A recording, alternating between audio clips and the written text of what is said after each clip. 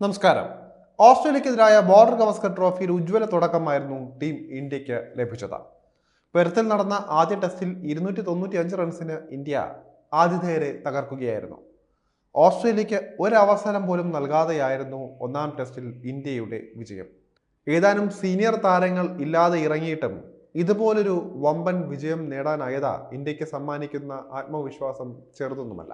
December 6-ാം തീയതി Adelaide ഓവലിലാണ് പരമ്പരയിലെ രണ്ടാം ടെസ്റ്റ് ആരംഭിക്കുന്നത്. ഡേ നൈറ്റ് ടെസ്റ്റ് മത്സരം കൂടിയാണ് ഇത്. ആദ്യ മത്സരത്തിൽ ടീമിൽ ഇല്ലാതിരുന്ന ചില പ്രധാന കളിക്കാർ ഈ മത്സരത്തിൽ ഇന്ത്യൻ ടീമിലേക്ക് തിരിച്ചെത്തുമെന്ന കാര്യം ഉറപ്പാണ്. ഇപ്പോഴത്തെ രണ്ടാം ടെസ്റ്റിനുള്ള ഇന്ത്യൻ ടീമിൽ വരാൻ പോകുന്ന മാറ്റങ്ങൾ എന്തൊക്കെയായിരിക്കുമെന്ന് പ്രവചിച്ച രംഗത്തെത്തിയിരിക്കുകയാണ് ഇന്ത്യൻ ഇതിഹാസ താരമായ സുനിൽ ഗവാസ്കർ. പിങ്ക് ബോൾ ടെസ്റ്റിനുള്ള ഇന്ത്യയുടെ പ്ലേയിങ് 11നെയും ഇതിനൊപ്പം തന്നെ അദ്ദേഹം തിരഞ്ഞെടുത്തിട്ടുണ്ട്. രണ്ടാം ടെസ്റ്റിനുള്ള ഇന്ത്യൻ ടീമിലേക്ക് രോഹിത് ശർമ്മയും ശുഭ്മാൻ ഗില്ലും ഉറപ്പായും മടങ്ങിയെത്തും എന്നാണ് സുനിൽ ഗവാസ്കർ പറയുന്നത്. നേരത്തെ രണ്ടാമത്തെ കുട്ടിയുടെ ജനനത്തെ തുടർന്നായിരുന്നു രോഹിത് ശർമ്മ ആദ്യ ടെസ്റ്റിൽ നിന്ന് വിട്ടുനിന്നത്. ശുഭ്മാൻ ഗില്ലിനാകട്ടെ പരിക്കായിരുന്നു തിരിച്ചടിയായത്.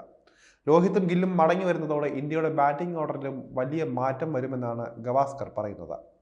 നേരത്തെ രോഹിത്തിന്റെ അഭാവത്തിൽ KL രാഹുലായിരുന്നു ആദ്യ ടെസ്റ്റിൽ ഇന്ത്യയുടെ ബാറ്റിംഗ് ഓപ്പണിംഗ് ചെയ്തത്.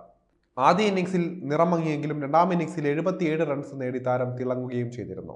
എന്നാൽ രോഹിത് ശർമ്മ ടീമിലേക്ക് തിരിച്ചു വരുന്നതോടെ രാഹുൽ 6-ാം നമ്പറിലേക്ക് മാറും എന്നാണ് പറയപ്പെടുന്നത്. രണ്ട് മാറ്റങ്ങൾ ടീമിൽ ഉണ്ടാകുമെന്ന കാര്യം ഉറപ്പാണ് എന്നാണ് ഗവാസ്കർ പറയുന്നത്. രോഹിത് ശർമ്മയും ശുഭ്മാൻ ഗില്ലും അന്തിമ 11ലേക്ക് തിരിച്ചെത്തും. ബാറ്റിംഗ് ഓർഡർ മാറുമെന്നാണ് പറയുന്നത്. രോഹിത് ശർമ്മ ഓപ്പണിംഗിൽ വരും. ശുഭ്മാൻ ഗില്ല് 3-ാം നമ്പറിൽ ബാറ്റ് ചെയ്യും. പടിക്കലും ജുറയിലും ടീമിൽ നിന്ന് പുറത്താകും എന്നാണ് പറയപ്പെടുന്നത്. രാഹുൽ 6-ാം നമ്പറിൽ ബാറ്റ് ചെയ്യും എന്നുമാണ് സുനിൽ ഗവാസ്കർ ചൂണ്ടിക്കാട്ടിയിരിക്കുന്നത്. രണ്ടാം ടെസ്റ്റിൽ ഇന്ത്യൻ ടീമിൽ വരാൻ സാധ്യതയുള്ള മറ്റൊരു മാറ്റമായി സുനിൽ ഗവാസ്കർ പറയുന്നത് രവീന്ദ്ര ജഡേജയുടെ ഉൾപ്പെടുത്തലാണ്.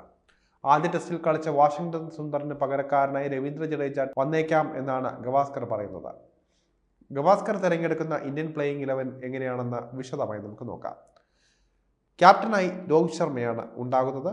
യശസ്വി ജയ്സ്വാൾ ഉണ്ടാകും.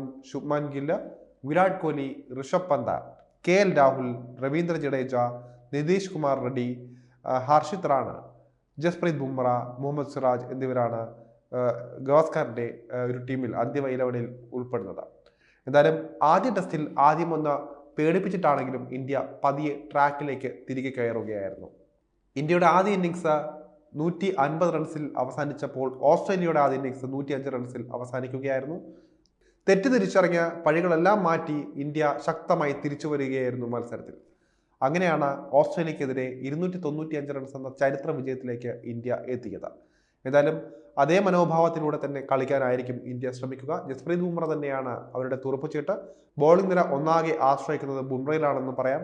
എങ്കിലും ശക്തമായൊരു പോരാട്ടം തന്നെ രോഹിത് ശർമ്മയും അതുപോലെ തന്നെ ശുഭ്മാൻ ഗില്ലും കടന്നു വരുന്നു. അതുപോലെ തന്നെ ജസ്പ്രീത് ബുംറ നയിക്കുന്ന പേസ് നിരയും കൂടെ ആകുമ്പോൾ ഇന്ത്യൻ നിര ശക്തമാണ് എന്ന് തന്നെ പറയാം. ഓസ്ട്രേലിയൻ നിര ഭയന്നേ മതിയാകും.